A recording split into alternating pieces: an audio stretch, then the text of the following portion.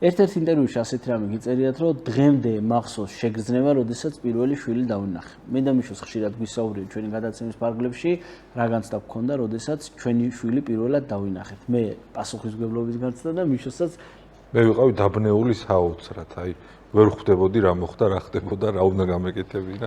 კი, ანუ მან ვიყავი მეც.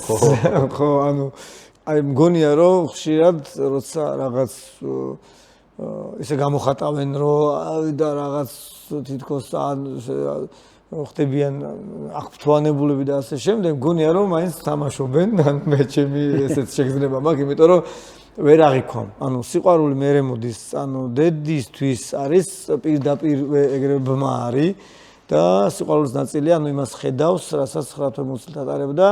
ხედავს და პირდაპირ ბმა აქვს სიყვარულის, მაგრამ მამებს მაინც მე მგონია, იმიტომ მე ყოველ შემთხვევაში მე პირადად ესეთი განცდა მქონდა, რომ კი, უფრო ალბათ დაბნეული ვიყავი, ვერ ხვდებოდი რა და როგორ და იმას ხვდებოდი, რომ პასუხისმგებლობა უფრო მეტი მაქვს აი ამ მომენტიდან.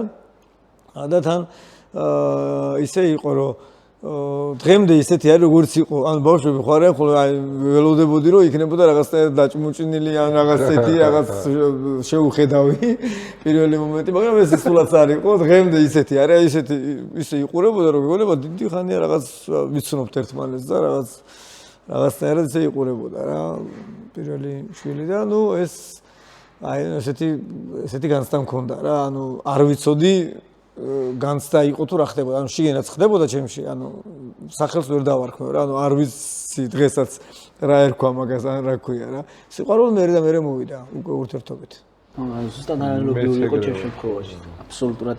აი მეორე შვილზე უკვე გივიტყვი რა, შენც ხო იცი ყველაფერზე შეიძლება ვიტირო, მაგრამ აი ცრემლის კი არ წამომივიდა, ისეთი დაბნეული და ისეთი ვიყავ. გაოგნებული ვიყავი, აი ეს კაი სიტყვა, გაოგნებული ვიყავი, ვერ ხვდებოდი ჩემ თავს რა ხდებოდა.